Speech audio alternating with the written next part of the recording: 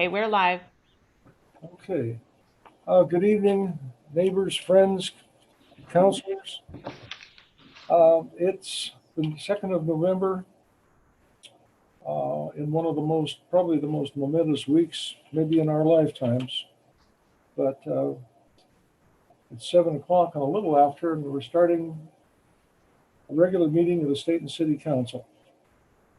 So call to order, and do we have any public comment? No, Mayor, we did not receive any requests for public comment. And let's see, the whole staff is here? Correct, yes. Okay. And the whole council's here. So we'll just go to the consent agenda for the 19th. And everyone's had a chance to look at that, I hope. And what would you folks like to do with that, please? Mr. Mayor, this is Councilor Patty. Yes. Yes, I motion we approve the consent agenda as presented. Okay. Thank you. Do I have a second on that? I'll second. All right. Thank you, Chris. A motion and a second to approve the consent agenda as submitted. Would you like to poll the council on that, Alyssa, please? Sure. Councilor McDonald? Yes. Councilor Patty? Yes. Councilor Mullen? Yes. Councilor Hook? I'm going to abstain because I wasn't here, but I did watch the meeting. Okay, and Councilor Ort is restarting her computer. So motion passes 3-0 with 1 abstention from Councilor Hook. Okay. Next thing, and under general business, fiscal year 2021 quarter one, first quarter financial report as of September 20th. And Susanna, it's on you. Go ahead, please. Good evening, Mr. Mayor and Council. Let me get my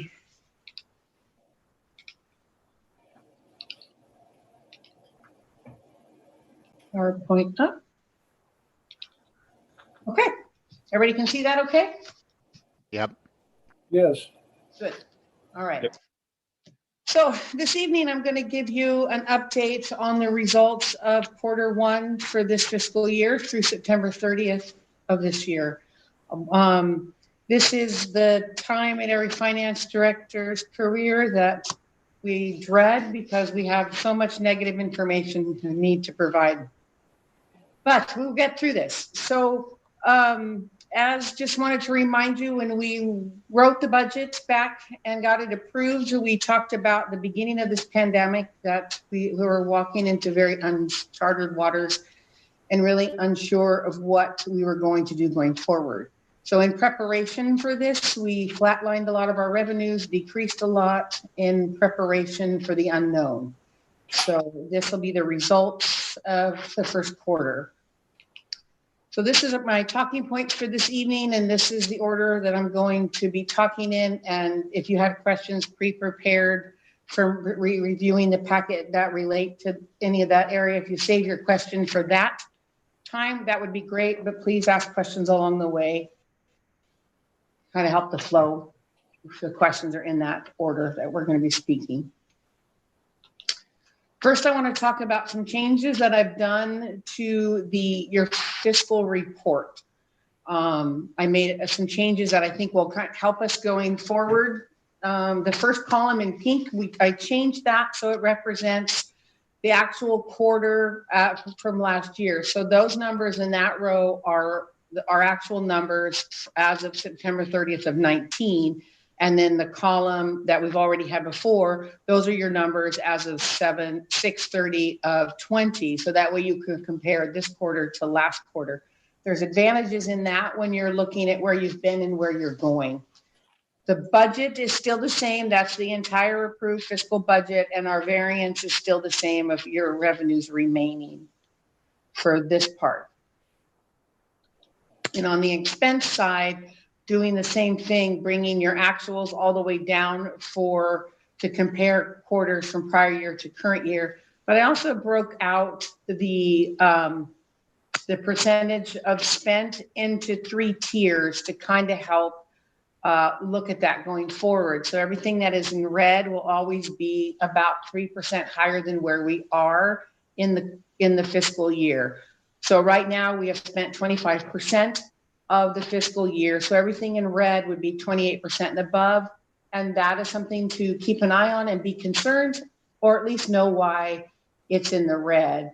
Where your yellow is in that middle range and we're doing okay. And the green is at this rate, if we continue at that rate, we'll definitely be underspending compared to budget.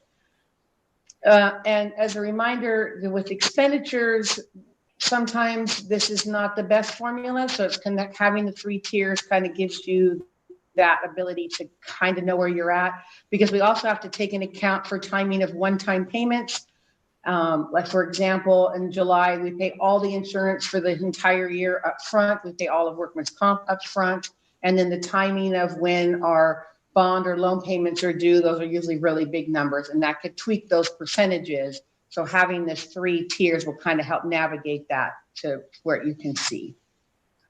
And the other thing, oops, I forgot to mention, is the revenue. If I go back one slide.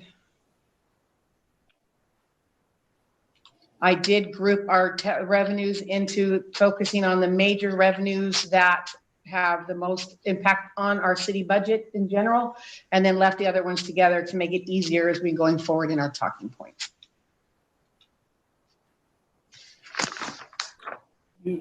Susanna, you're not ready to take questions yet, are you? You can, go ahead. Go back to that first slide, would you please? The revenue one? First one, yeah. Okay. Look at beginning fund balance, 10,800,000. Actuals, and this was 19. Actuals, 11 million, almost 400,000. How? What? Why the difference there, please?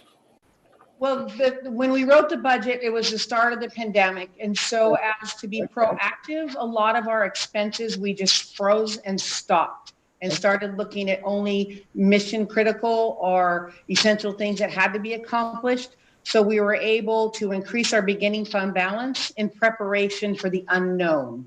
Good. So that's part of why it's larger. That's what I thought it would be. Thank you. Anyone else? No? Okay. Good. That beginning fund balance is the entire year. So that 10 million will always be on there on our reports going forward, because that is the total beginning fund balance. Okay.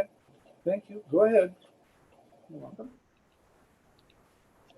So taking a big picture at the entire citywide revenue, what you see here is charge for services, our larger percentage, and taxes is small because we won't see property taxes until the second quarter.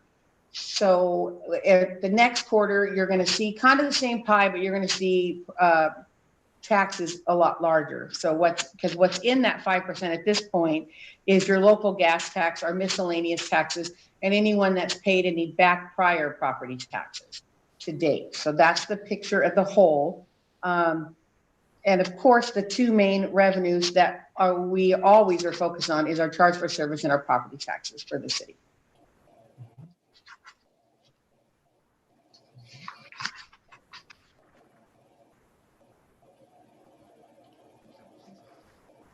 Now, in comparison to last year to this year, you can see as city as a whole, we have come in for the first quarter about 358,000 under what we received last year. Meaning our biggest differences in our charge for service at almost 200,000 under what we did on the prior year, and intergovernmental by 130 lower. And visually, this is what that looks like for the differences comparing the prior year to the current year. Some of the major reasons for these big reductions is our uncollected utility revenues. Those are down in our charge for services. That's one of the biggest reasons. And the effects of the pool revenue because of the COVID restrictions and what we're doing, what the pool's been able to do membership wise and revenue wise, that is lower. We projected the ODOT gas tax with a decrease of about 18% into this fiscal year. And at this point, it's still coming in a little bit lower than that. And we could see even a little bit smaller than even what we had budgeted. And at this time last year, we got our disbursements payments from our ODOT STP grant. We haven't received any revenue from that yet. At this point, we are anticipating we will be receiving it. Everyone is saying it's still a go. It's just we haven't received a check yet. So we're assuming that it's delayed from all the things that's going on. So those are the main reasons for the two largest funds for why the revenue is lower than prior year. So when we take a look at our gas tax, this is kind of historically what's happening with our gas tax. And you can see the increase. In 17, ODOT approved a tax increase that started in 18, and you can see that brought a 70,000 increase in revenue to us. And then in the beginning, and in 19, a pandemic started, and we saw a 34,000 decrease in that year, and we budgeted a 51,000 decrease. And if rates continue the way we are, we could see an additional 45,000 decrease, even more than we budgeted, if revenue consistently comes in at the pattern that it's been coming in so far as of the first quarter. You can kind of get a nice feel for the wave of how property tax or state gas tax works.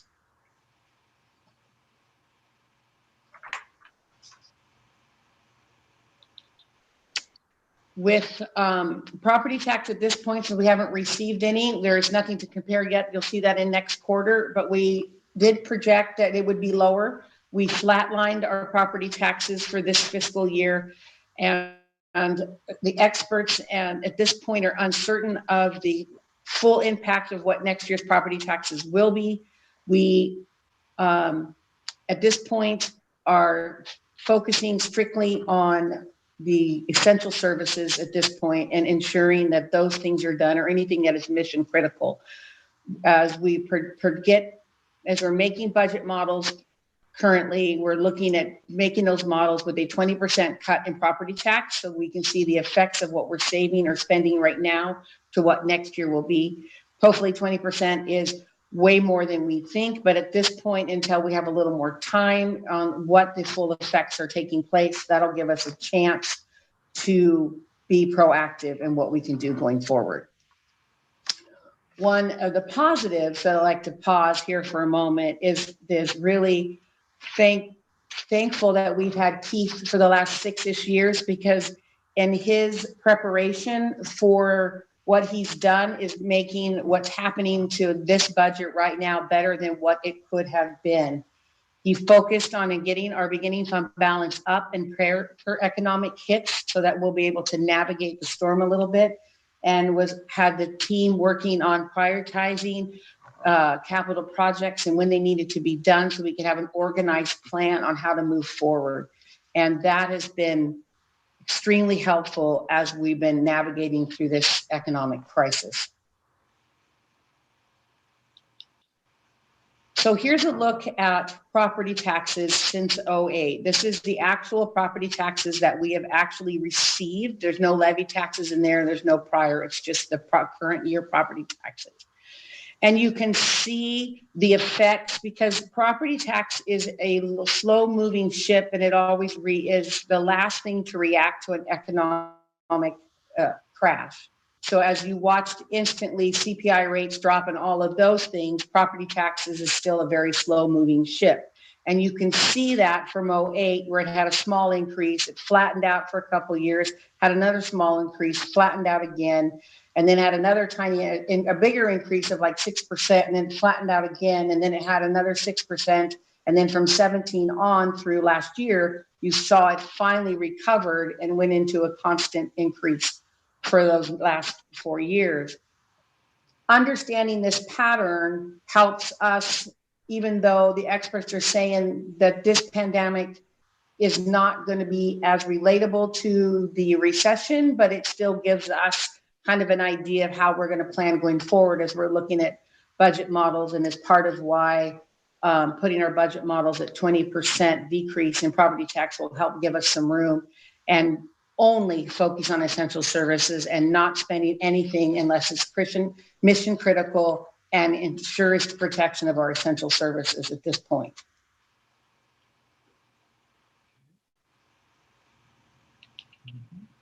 So what our staff has done to this point is starting even last year in March, we had open positions. We pulled the positions we did not fill. So we've not filled any of our vacant positions to help for the cost savings, as well as really looked closely at our capital projects and looked at timing of when we can delay them and when they needed to be replaced or fixed. And focusing on tracking all of our expenses, because COVID has brought expenses that were never originally planned or budgeted. And so we're tracking those very closely so we can get reimbursed for those as well. And honestly, where we are at this point with even the improvement in the beginning fund balance is really to the staff. The management team has been very proactive and very positive and completely focused on working together as a unit and really actively looking at where they can save in order to sustain and protect our essential services through this. So the second kudos really goes to the management team for all their efforts. Oops. Sorry about that. And you can see that not only in that, but you can see that the city expenses as a whole, if you combine them together, we're only at 17% of budget. So at this point, we're doing an excellent job at slowing down our expenses and our capital projects only at 9%. This is giving us time to adjust and make a plan going forward on what we're going to be doing. And that's very helpful at this point. So this is the city, all of the expenses combined. That's the percentage breakout for where we're at currently.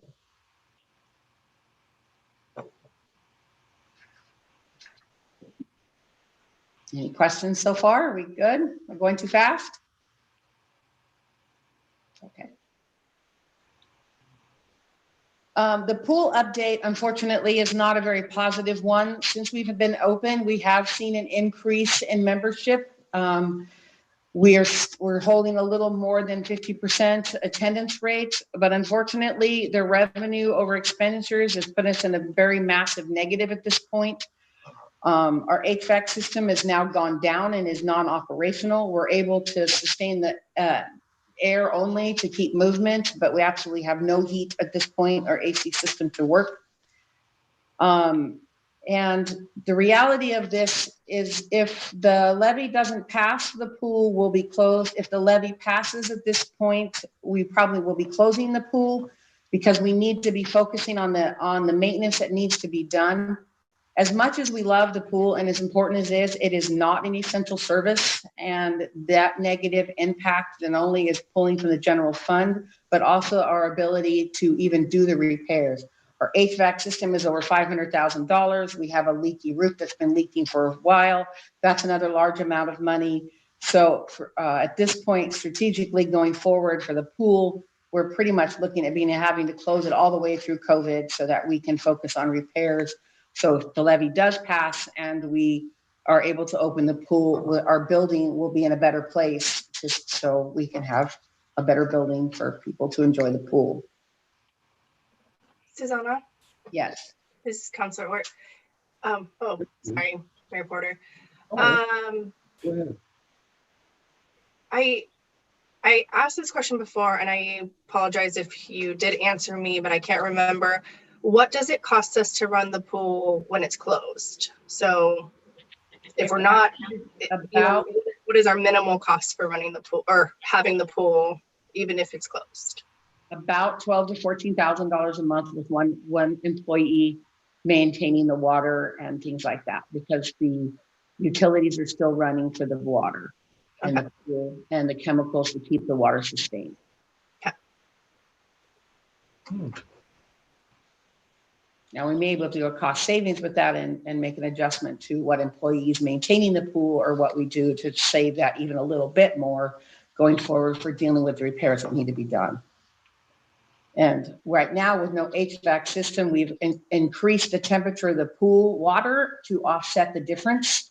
So that's going to increase our utilities at the moment.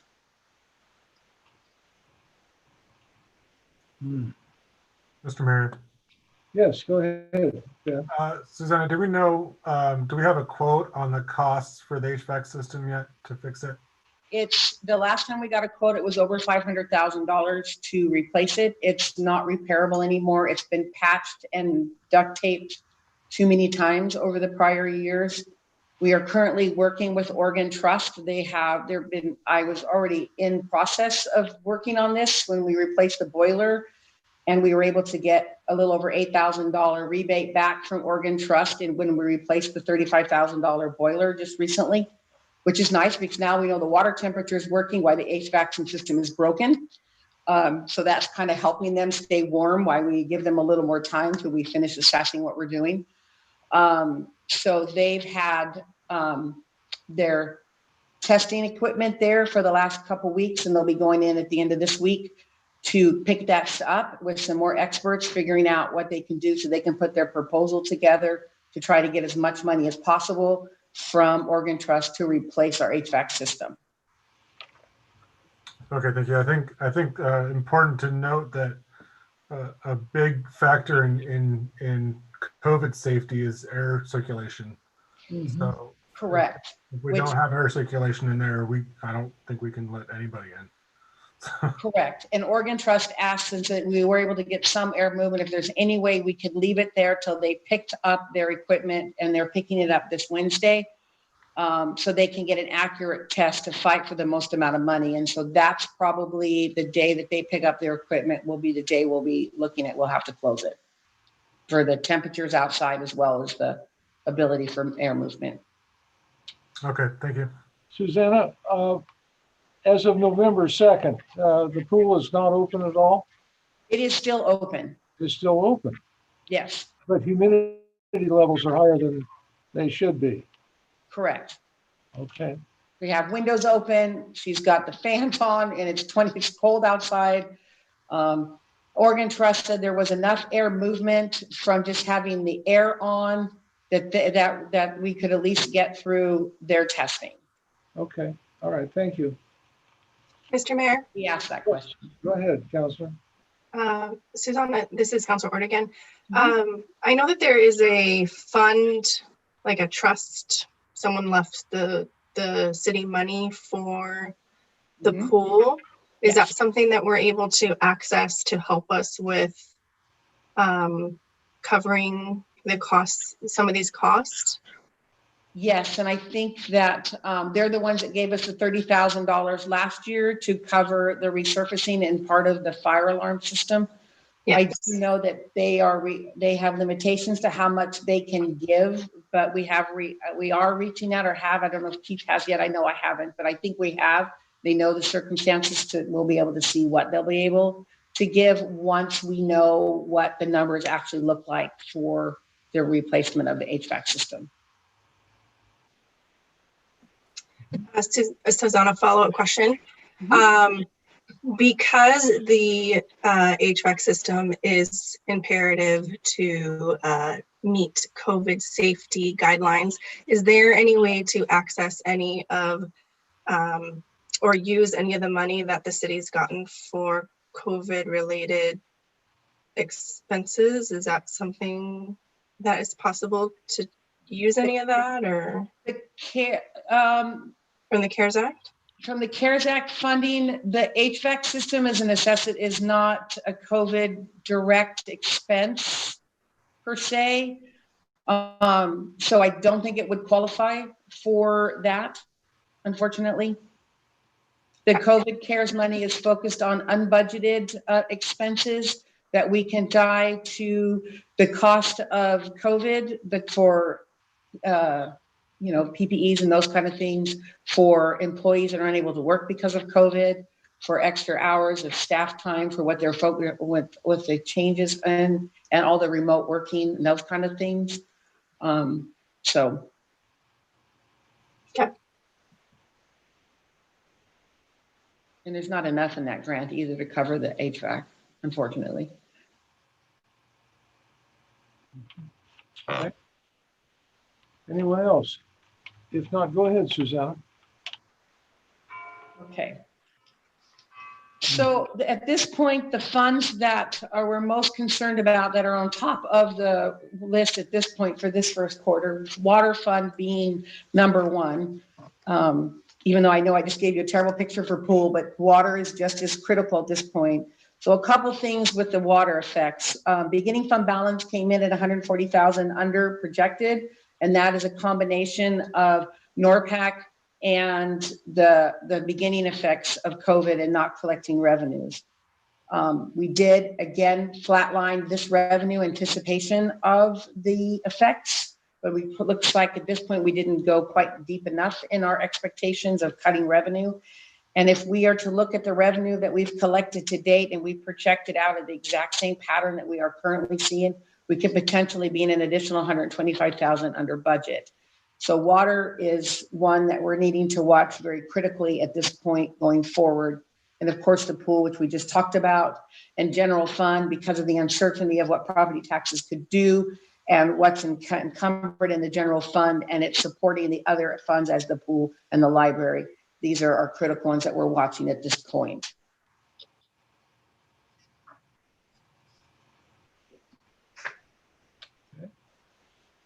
So ongoing is from what our staff is doing it from this point still is we're continuing to evaluate cost savings and places that we can do reduction. We're looking at opportunities for grants, seeing what we can do. We're in the process of looking at the FEMA grant to help offset the increased expenses from the fire department helping during our fires. We're looking at Oregon Trust to help with the pool HVAC like we talked about. And with water the water has the sand filter beds that need to be replaced. We talked about this last year that it's at that time it needs to be replaced. We're wanting to look at options right now because of the extra low interest rates and the flexibility of loans that we could possibly get that sand bed replaced, since it is really getting super close to reaching mission critical that it gets replaced.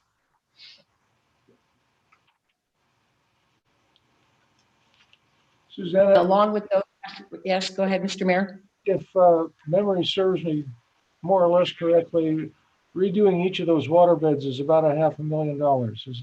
Am I close? Yes, it's close to 600,000 a piece or a little bit more. Yes. And there's one right now that needs to be replaced. And I have to ask Lance, I can't remember, but the second one has a little bit more time, but there's one that needed to be done this fiscal year.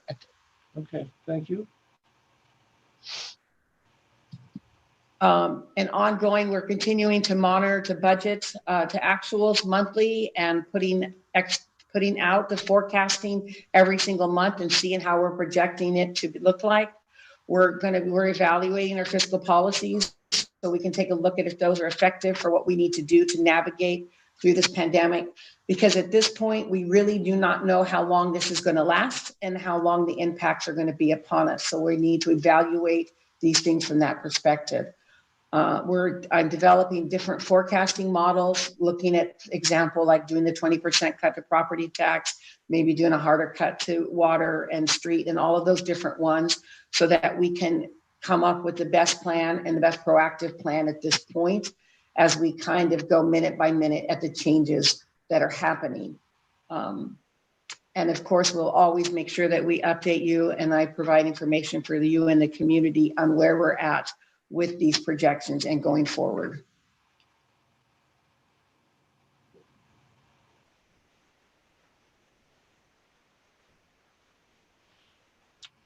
Unfortunately, go ahead. Is that it? Is that Yeah, you have more, and then do you have any questions? Yeah. Additional- Excuse me, let me jump in with one before I forget. Suzanne, I keep asking this and have since March. Are we seeing a significant number or any amount of our families unable to pay just monthly utility bills, water, sewer? We have a small percentage that have stopped payments a few months back. And that's the hit that we're seeing. We have a number that stopped paying since March, and we have some that are making partial payments or making payment plans to try to not fall too far behind. So it's kind of a mixed mixed answer of different things that are happening with people and their utility bills. All right, thank you. Councilor McDonald, Ben? Ben, jump in there. I didn't have anything. Oh, I thought you did. I'm sorry. Okay. Anyone else? Mr. Mayor, this is Councilor Patty. Yeah. Yeah, I just want to say nice job to the management team preparing us for this situation. I'm hoping that as we move forward, we can kind of find a way through this storm. I also want to thank Susanna for depicting this in a way for us to understand and properly evaluate the situation of the city's finances. So thank you for that. I appreciate it. You're welcome. This is tough times. Okay. Anyone else? Anything else on that? If not, Mr. Mayor, yeah, okay. this is Councilor Ort. Yep. I know I wasn't here last week or last meeting, excuse me, and you all talked about the community grants. Is that, I know it's something that we enjoy doing, but is that something that we maybe need to discuss again with this new information? You know, you talked about mission critical and needed services. So is this a conversation that we need to have? And that's what I want to ask, I guess, the other counselors. I guess, so my question is this a conversation we need to have about whether or not we should do the community grants this year? I'll throw in, it probably is a conversation that needs to happen. Mr. Mayor, Yes. who did you call on? Is that for me, for Councilor Mullen, or? Yeah, go ahead, please. Oh, okay. No, I would just second kind of what Jordan, Councilor Ort's talking about there is you know, the folks on this council, we're put in this position to make the tough calls. And I think when you see a budget like that, I think that that everything should be on the table. So I would support those conversations. So Unfortunately, I can tell you to help you with this, that more than likely we'll be bringing the budget back to council to do us either a supplemental or a budget change based on the expenses for COVID, and the HVAC system went out and we had to replace it for the community center. So that was $7,000 of a capital project we didn't predict. And with the continue looking at revenues going down.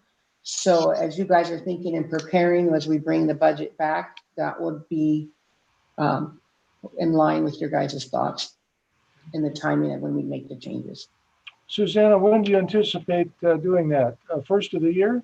Yes, yes. And the reason I want to wait to bring the budget change, and you council you could choose to have a decision on holding off on that. You can direct the city to hold off on any applications for that grant at this moment until we bring the budget back.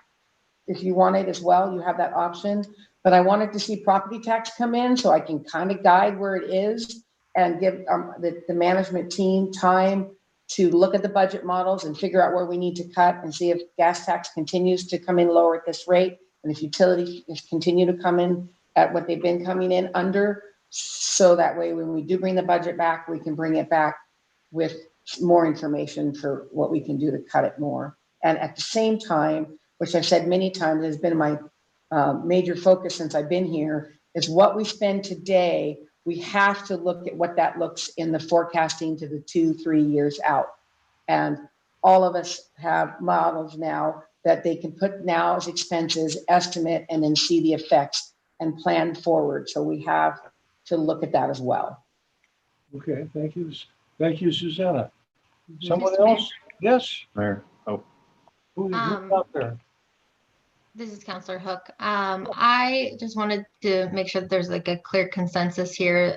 So I wanted to voice that I support the conversation of maybe talking about whether we go forward with the community grants this year or extend the deadline until much later so we can relook at the budget.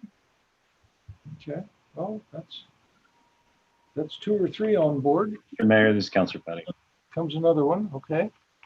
Yeah, I would just, I do have a question for Susanna with that. How long do you think it would take to accurately kind of get a read on what our status is after looking at property taxes? Do you have a date in mind? that would be appropriate for you to where we could revisit the community grant applications? Before we bring the budget model back, you mean? I mean, we'll have the bulk of our property taxes to us in November. So the beginning of December, I could have another update and give a look at what's happening.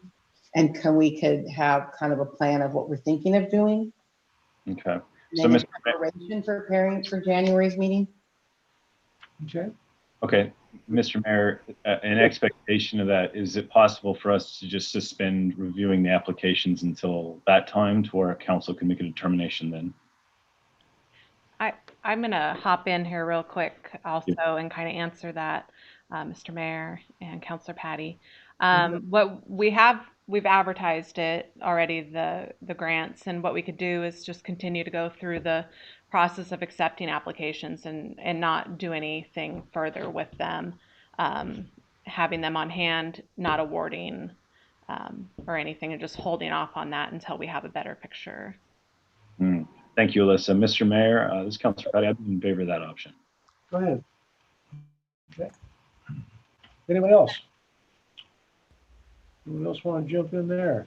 Yeah, I'd be on board with that too. I think we hold on to the applications. Did we, on the advertisement, did we give a deadline for those submissions? I believe that it is the end of November, maybe the 27th, and Dan's been heading this up, and he might have a exact answer, but I'm pretty sure that it's around late November. Okay, yeah, we might talk about then maybe in the next meeting or December's meeting that talk about extending that deadline officially so that people know that they have more time if they need to. Mm-hmm. All right, thank you. Is there anything else on this topic before we move on? Anyone? Quickamente, we've got a consensus on holding off on awarding those. Mr. Fleischman's coming up next, and he can tell us when that application process was originally supposed to stop. So I think I'll call on him next with the next major topic. But it is the 20th. It is the 27th. 7th of this. Yeah. After Turkey Day. Mm-hmm. Okay, thank you. Mr. Fleischman is going to take us through an issue called translation services. And it was put off on the last meeting for a couple of people not being here, and we thought it was only fair to extend discussion on this. So, Mr. Fleischman. You actually are going to get me, Mayor. That's all right. Another pleasant voice. What have you got for us tonight? All right. Well, Mayor and Council, you've got in your packet an updated version, actually, of the staff report from the last meeting. After the last meeting, I had received another quote back and went and did a little searching to obtain yet another one, so that we had kind of a variety to look at. So at the October 5th meeting, the council requested that staff look into researching translation services and the costs associated with that. And as you mentioned, we delayed that discussion until this evening. Currently, the city has access to and utilizes upon request in-person translation services. But this discussion tonight is specifically around the printed materials and translation services. So, as we've mentioned before, staff has been to several trainings, and talked to CIS, our insurance representative, that using Google Translate or similar to translate documents isn't necessarily recommended, and it's critical to hire a translation service because cities need to be sure that our translations are appropriate, written in conversational linguistic form that's easy to understand. And so you've got in your report some data that was provided, and that's kind of where Dan came in and Keith, and I'll let them answer those questions if you guys have them. And I can talk a little bit more about the quotes we received. I was able to get quotes, as I mentioned, from 4 different places. You'll see in there ASTA US and professional interpreters. And then the 2 new ones that I was able to get information from is 001 Translations USA. And actually, right after I put the packet out, literally probably an hour after, I received a actual quote back from them in my email. And so I wanted to share that with you. I had calculated based off information on their website, and they came back and said, just to give the example, the document that we used on all of these was the October 5th City Council packet. So for that packet, they said a 7-day turnaround and $2,300 was their quote. And then Day Translations was the other one, and they had initially not given me a turnaround time, and then they emailed me again to follow up on their quote and gave me a 9-day turnaround. So currently there's no funding budgeted for a translation program. The cost would be dependent on the scope of the program and would have to be in consideration of other programs already budgeted. And really, at this point, the council's decision will dictate recommendations of budgetary adjustments if needed. So that's what I have for you. We're happy to answer questions. Keith is here, and Dan is here also. Okay. Mr. Mayor? Yeah, go ahead, Counselor. I'm really curious as to how this went from just the agenda page itself being translated and the temporary rules for council meetings to it being an entire packet. I don't remember any discussion about it being the entire packet, just the agenda, so people knew the topic that was being discussed and the temporary rules on how to get involved in the meetings during COVID-19. Okay. All right. Thank you. Let's see. Is there Alyssa, back to you. How to deal with that question? What can you tell us? Well, it must be a miscommunication because we were under the impression that it would be the entire agenda packet. Now, obviously, that would bring costs down if it's only the agenda. And I think probably a good example of that would be in the ASTA US quote that when I spoke to them on the phone, the temporary rules, which they said was about 1,200 words, would be approximately $100 to translate a document like that. Okay. So that'd be something you could kind of base it off of. Did anyone document? I missed that initial discussion meeting. Did anyone come forth with the idea that maybe just the newsletter, the bi-monthly newsletter, that goes to every mailbox in the community, would that serve the most of that need? Did anyone try that, or was that even brought up at all? Go ahead, I can't remember if we talked about the newsletter. Okay. Another question, Alyssa. In the background information, I'm curious as to why CIS said those people made it never should use Google Translate, which is what, essentially free on the internet. Why was that? That actually wasn't CIS. Well, it was them and it was the trainings as I'm looking through this. Okay. Yeah, it was both. And it's just, as the staff report talks about, it's just that sometimes that's going to give you the basic idea of the translation, but it's not necessarily going to translate it into readable. I'm not explaining it correctly, but it's just not recommended for public documents. Well, it says here, talks a document that is translated poorly or with information not easy to understand can do significant harm to the intent or in the intent and Yes. purpose of translating materials. Okay, that's Yeah, fine. no, that's right where I was going to there. Is it's just not written in the same form.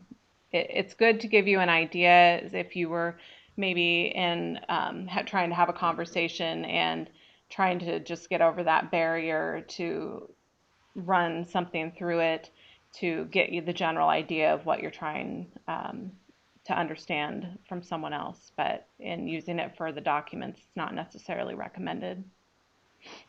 It was interesting in the numbers part of your presentation that 20%, almost 1 out of 5 residents of our wonderful community identifies as Hispanic. 1 out of 10, 10% of our community doesn't speak English well. So I guess, obviously there's a need to work on some kind of communication systems problems. But those were interesting. I didn't think that part of the community was that large, and it is, and that's fine. Go ahead, somebody else.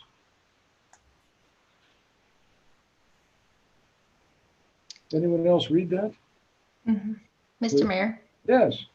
Alyssa, we didn't get anyone that submitted any comments on this, because I did want to share what a counselor from Kaiser says about this, which he has a council meeting right now. Otherwise, he wanted to share his thoughts. Yeah, no, we hadn't received any comments. Okay. May I share his thoughts? Certainly, go ahead. Okay. So Councilor Roland Herrera out in the city of Kaiser, he states, and I'm going to read this from one of his statements. I just wanted to share what I know with the council so that we all have the same information.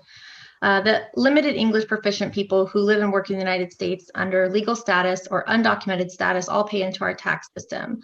They are taxpayers, and we have both a moral and legal obligation to ensure they have access to government. This is a basis for why the city of Kaiser holds our public broadcasts of meetings in both Spanish and English, and why we offer to provide language interpretation at meetings. The federal government dictates that governments are required to provide access and accommodation based on language, culture, creed, income, gender, ability, etc. The city of Kaiser is not alone in complying with providing this accommodation. Most local and state governments in their work setting publicly in their work on setting public policy and rolling out programs and projects that have public impacts provide such information and set up a system to receive feedback to accommodate for language, ability, etc. Providing information in Spanish or other languages are an important step in coalition building and ensuring we are inclusive and hear all voices as we deliberate on critical decisions such as service levels, service provision, and more. We are elected to represent all of our constituents in Kaiser, regardless of legal status, language, ability, etc. Providing information in another language takes absolutely nothing away from English-speaking people.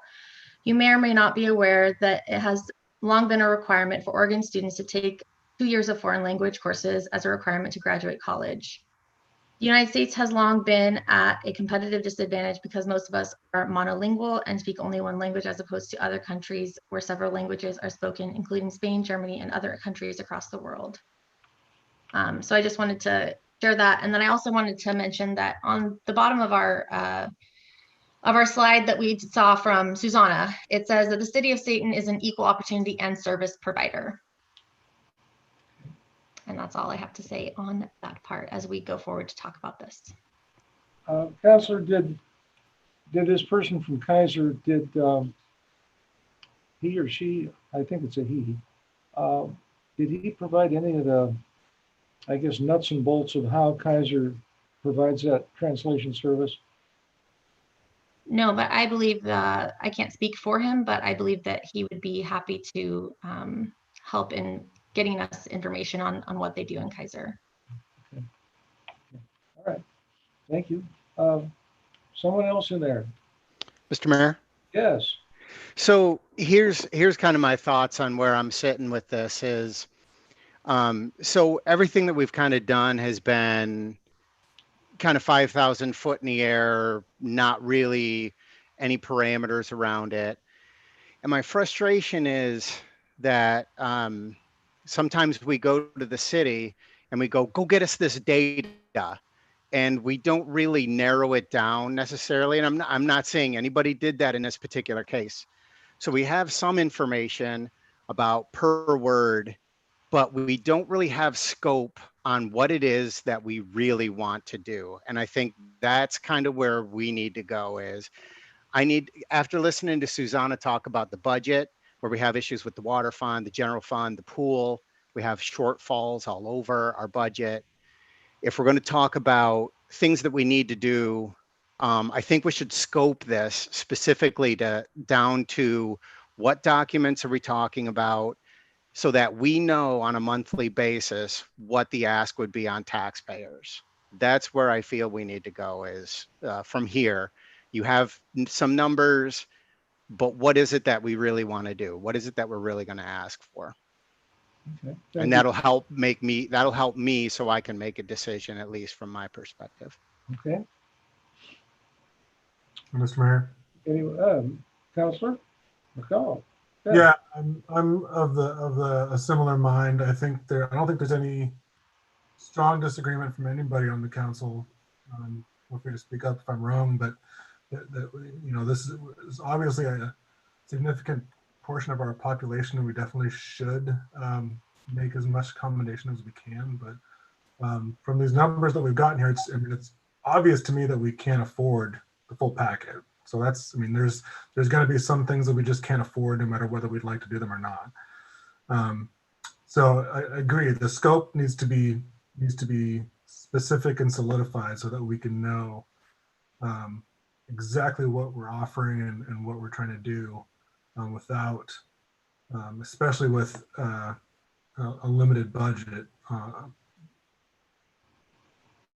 Exactly what Chris said, that we're still kind of unsure of. But yeah, I'm on board for providing whatever we can. I know it's important for sure. But of course, there's a line. We just got to figure out where that line is and what exactly are the most important things to offer. Mr. Mayor. Yes, go ahead. This is Councilor Hook. I agree with Councilor Mullen and Councilor McDonald. My intent was, just that first agenda page, just to give people the topic, so that they would know, is this something that might interest me, just off of the basic agenda, not the full packet, as well as the instructions on how they could participate with these new COVID-19 rules. Later on, when we're not in the revised COVID-19 rules, we would want to talk about getting our entire council rules translated. But at this point, I'm thinking immediate need, just getting the basic information out to people so that they can at least understand the basic topics of what we're talking about. So if they want to get involved, if they want to ask for translation services, then they know how to do that. Okay. Not only the services, but then how to get that information to the people that would need to use that. Yeah, many layered project here. Councilor, go ahead. Mr. Mayor, Councilor Patty. Yes. Yeah, I just wanted to go ahead and say, Alyssa, I don't think you were alone in the interpretation of council's request. That was my takeaway as well. So please don't fault yourself in any way for that. Perhaps we should have been more clear. I would echo what Councilor Mullen already said.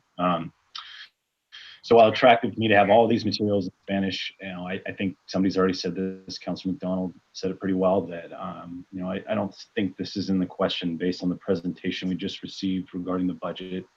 And, in addition to that, it's kind of just looking at Kaiser's, agendas, and it's kind of similar to what Councilor Hook mentioned, sort of like a 1 to 2 pager translated into Spanish. And something like that. I think that's a manageable expense that we could look at. I also like the idea of a newsletter being translated, just so that we all have the same, piece of paper in our hand and can interpret it. So maybe those two items, those documents, and just looking at how much that would cost on average for us to be translating on a regular basis, and what the taxpayer fund burden would be, and whether or not that's something even manageable that we could do at this point in time. And then maybe revisiting all these topics when we discuss the community improvement grants. Maybe that's a good time to have that discussion. Mr. Mayor?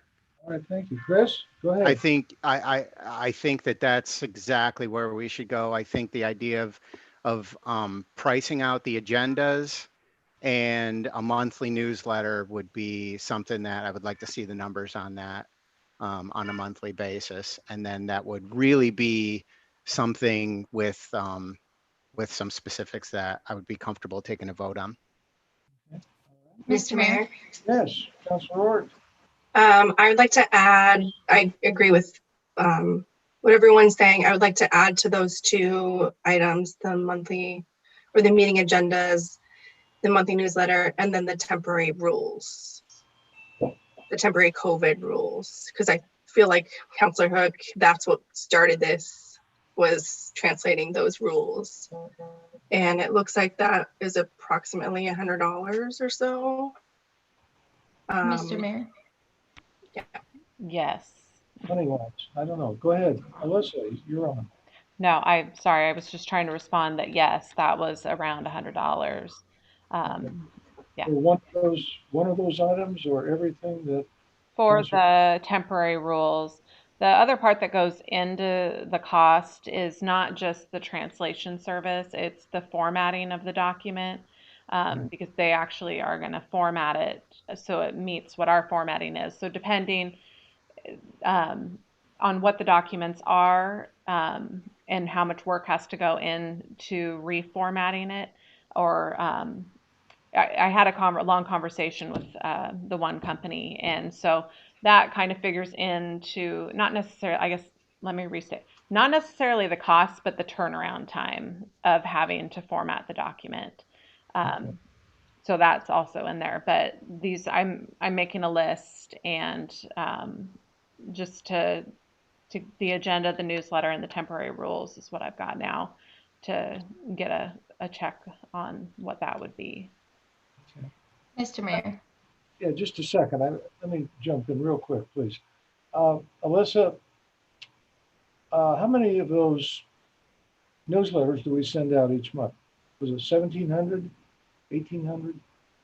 Every other month. I'm sorry. Every other month. It goes out to, I'd have to look at one of Susanna's reports. It would go out to all the people who get mailed bills, I believe.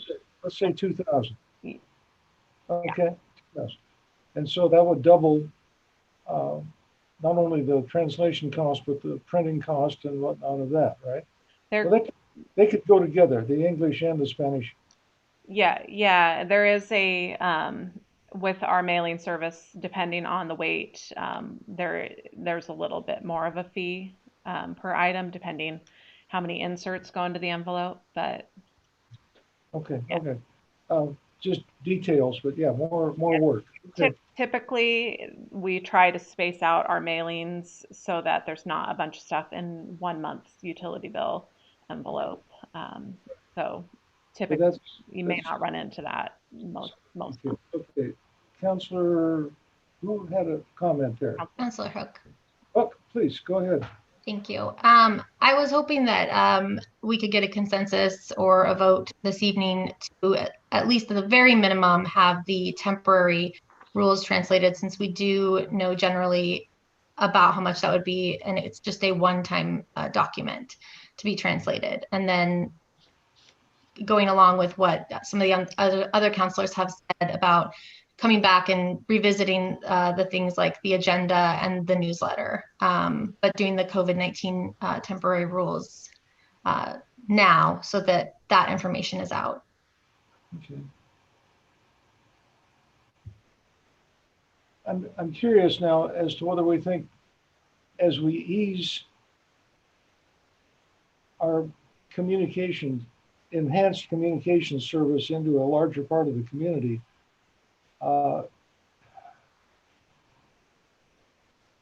to think of what I want to say here. Is that's kind of hitting them kind of heavy all at once, isn't it? People that have probably never read anything from City Hall, have never communicated with us in any way, and all of a sudden, it's probably not a bad idea, but it just seems like it's kind of a heavy hit all at once. Where a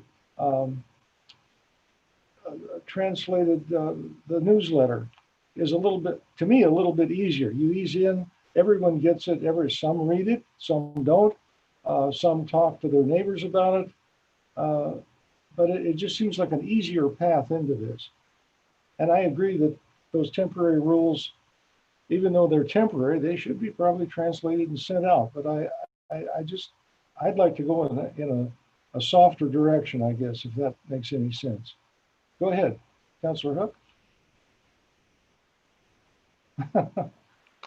Of course, I have a comment. I see the sentiment that you are having right there, which I agree that would be a nice soft approach. That one, though, that's a monthly thing, something that I think that we as counselors should discuss about, like what we can do with the budget and going forward, doing that every single month, along with those printing costs. Whereas the temporary rules is, we know what size that document is, and about how much that would cost to get out now, and basically just having it available where we have the current English temporary rules available. So I believe that's just online at the moment, correct, Alyssa?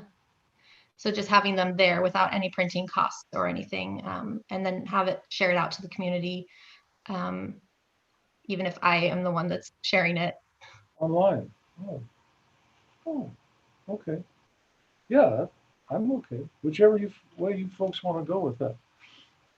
Somebody like to kind of move this along with a motion to do something or nothing, whatever. Well, I think we're agreed we need to do something.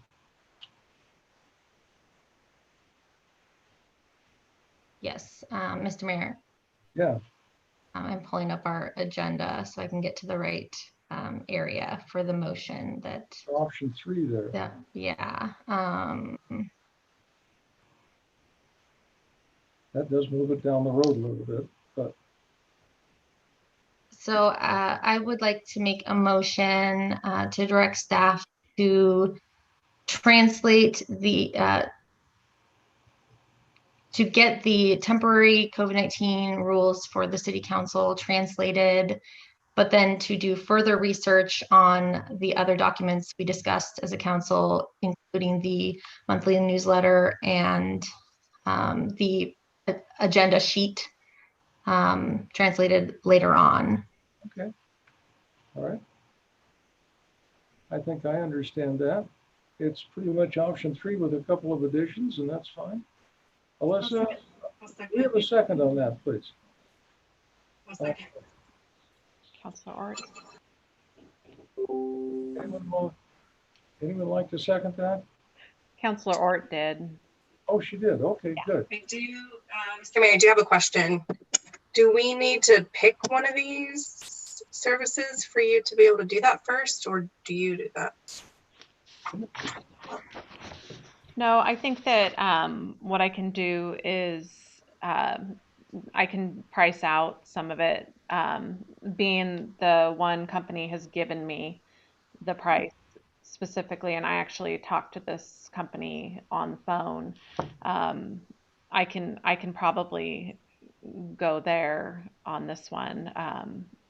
And I may, before I do, just check with some of these other ones with that specific document, just to get an idea of what it would look like.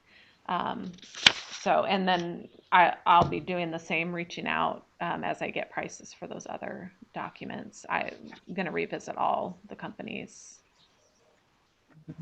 Mr. Mayor? Yes. Councilor Ort, that was a great question, because I was going to ask to say, not that it's great, because I was going to ask it too, but it was a great question because I was curious too. But I don't know if that makes any sense what I'm trying to say there. But I'm wondering if it has to be a competitive bid as well, or if that can be, if there's an existing contract or something you can use. Yeah. The second question is, and maybe I missed it, but to just get that one documented and have it online, because I was trying to do a word search on the PDF or a word count. Mm-hmm. What's the estimated cost of just getting the temporary rules translated and have online? What was did That we have an one, estimate? yeah, that one was approximately $100. It's Okay. the I thought, ASTA US. I was able to that they were the company I spoke to on the phone, and he opened the document, took a quick look, and a lot of the companies getting someone to talk on the phone. I had some. It was a lot of like online, like submit your document and we'll email you a quote. Um, Sort of process. So with this company, they called up and we had a one-on-one conversation about it. So yeah, because if it's competitive, it's and we don't know if you're going to have to do like an RFP or something. at this cost, we shouldn't Okay. have to. But if we're getting into more of a bigger contract or a longer term kind of partnership, then yeah, we would probably want to do that when we have an idea of what it is that we're actually looking at for all the Okay. documents. Thank you. Mm-hmm. Thank you. Anyone else on this under discussion on this motion? And Alicia, did you get the couple of additions into that? Mm-hmm. What basically is that third option at the Yep. end of the thing? You did? Yep. Okay. You want to read that back to us? I can. I'll try to read through my scribbles here. The motion was to go ahead and move forward with translating the temporary rules and direct staff to complete further research and report back to the council at a future meeting, specifically on the agenda pages and the newsletter. Okay, sounds good. Mhm. Other discussion at this point? And if not, are you ready to go to a vote on this? Yep. I heard of somebody Yes. trying to jump in there, maybe. If not, I'm going to call for the question. Alyssa, would you go ahead and poll the council on this? Sure. Councillor Ort, Yes. Councillor Hook, Yes. Councillor McDonald, Yes. Councillor Patty, Yes. and Councillor Mullen. Yes. Okay, motion passes 5-0. All right, thank you, folks. The reality of this for me is when Gus and I go down to Safeway, 1 out of 5 of the people we see digging around in the store is Hispanic. 1 out of 10 of them does not speak English well. Okay, that's good. Let's go to our last action item of the evening. Do we have Mr. Fleischman on board tonight? I am here, Mr. Mayor. Oh, he is. I thought we had him the last time, but he was still in Corvallis. Dan, redesignation of the North Santiam Enterprise Zone. Can you help us with that tonight? I can. So thank you, members of the council. What I've brought before you this evening is a discussion and perhaps a decision on whether the city should take action to redesignate what we've called the North Santiam Enterprise Zone. And as a matter of background, about 10 years ago, the city chose to participate in the Oregon Enterprise Zone program. We applied for and were approved to designate essentially all of our industrial area as an enterprise zone. And as an enterprise zone, what that means is that qualified businesses that make new investment in their plant, buildings, personal property, fixed equipment, et cetera, and increase employment receive a exemption on the new investment from property taxes for either 3 years, or if their average compensation package for their new employees is large enough, for up to 5 years. That designation that we received is for a 10-year period and will expire this coming June 30th. And sometime after January 1, we are free to reapply to apply for a redesignation of the enterprise zone. In the almost 10 years that it's been in place, we have received and approved 3 applications for exemptions. In those situations, one of the companies never made the investment that they had indicated they were going to. The second company made the investment in new machinery and equipment, several $1 million worth, but was due to changing economics, ended up not hiring the requisite employees to be able to qualify for the property tax exemption. And the third business did make the investment and hired the requisite people, and received a 3-year exemption there. From my conversations with the Marion County Assessor's Office, their total investment was significantly more than what they had put on their application. It was about a $2 million exemption for a 3-year period. I'm here just to find out whether this is something that you're interested in having us pursue for the next presumably 10 years. It is may be important to note that if the legislature does not take any action to extend the program, the whole statewide program will sunset in about 4 years. So it may be that if we do receive redesignation, it might only be for 4 years, but or the legislature may extend the statewide program. If you choose to go forward, the requirements are that we need to notify all of the other taxing jurisdictions, because our decision to do this will impact their tax revenue. We need to hold a meeting with them and then come back to you with a resolution to submit the application. So that will happen sometime early next year should you decide to go forward.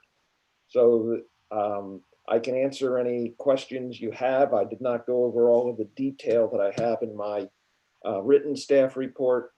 The options that we presented you with are to choose to initiate the process of redesignation, request we come back with more information, or to choose to allow the enterprise zone to expire next June. Okay, thank you, Dan. Hey, a question on that, notifying these other taxing districts. Any speculation, do you care to speculate on what their response to this would be? Fire district, school district, water control district, right? Yeah, those are the 3, shall we say, local. And then the other taxing jurisdictions include the Regional Library Service District, the Soil and Water Conservation District, the Educational Services District, and the county. When we did this 10 years ago, they all said, great, go do it. That was 10 years ago. Whether they will have the same reaction or not, I don't know. A year and a half or 2 years ago, when we were looking at the vertical housing Development District, which also provides a partial property tax exemption. At that time, both the Stayton Fire District and the North Santiam School District chose to not participate, which is an option under that program. That is not an option under the enterprise zone. The requirement is only that we consult with them about it. They don't have a veto power. They don't have the option to not participate and continue to collect taxes on the otherwise exempt property. Okay, thank you, Dan. Other thoughts or questions, folks? Mr. Mayor. Yes, go ahead, Counselor. Dan, I just wanted to thank you again for another very well-written document that was easy to understand where we were at and where we've come from. So thank you so much, because just glancing at this, I know where I want to go with this. So thank you. You're very welcome. Okay, thank you. Someone else? Anyone else want to jump in on this?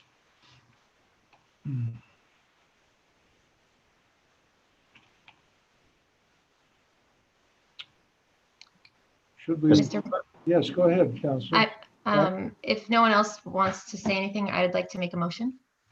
Okay, Counselor Patty wanted to jump in on it, but. No, I was just going to do the same thing, Mr. Mayor. You're good. Well, Counselor Hook, go ahead and make a motion. Okay. I move to request staff to begin the preliminary process of submitting an application to the Oregon Business Development Department to redesignate the North Santiam Enterprise Zone and return to the City Council for consideration of a resolution supporting the application. Okay, good. Thank you. Is there a second? Seconded. Okay, there's a motion and a second. Counselor Pat. Okay, and it's actually option one. Choosing to initiate the redesignation of North Santiam Enterprise Zone and details. Questions or thoughts? Comments? You ready to go to a vote on this? Alyssa, would you poll the council on this one, please? Sure. Counselor Mullen, Yes. Counselor McDonald, Yes. Counselor Patty, Yes. Counselor Hook, Yes. Counselor Ort. Yes. Motion Okay. passes 5-0. All right, thank you. Okay, well, that's our business meeting for tonight. Is there anything else? Mr. Mayor? Yes. Go ahead. I just wanted to remind everyone to vote, because ballots are due tomorrow at 8 p.m. And we do have that lovely new secure 24-hour drop box outside of our library here in Stayton. Okay, good idea. Is anyone else going to be tired of all these ads? I just wish I had somebody better to vote for city council than Ben McDonald. I'll just put that on the record. I understand that. I You understand guys that. got my vote. Feelings mutual. Okay. Yeah, let's, what could be one of the more momentous weeks of our life here. So it's good to be alive. Get out and vote. Take care of each other. We done for the evening? Let's go home then. Thank you. Unless, oh, wait a minute. Keith, do you have anything tonight? No, he says no. He doesn't have Oh, he says no. Your lips are moving though. anything. Thanks, Keith. He says no. Okay. Thank you, folks, and good night. We're adjourned. Thank Thanks, you. all. Good night. Thank you, Ben and Chris, for running, by the way. Thank you. Vote. Good luck tomorrow.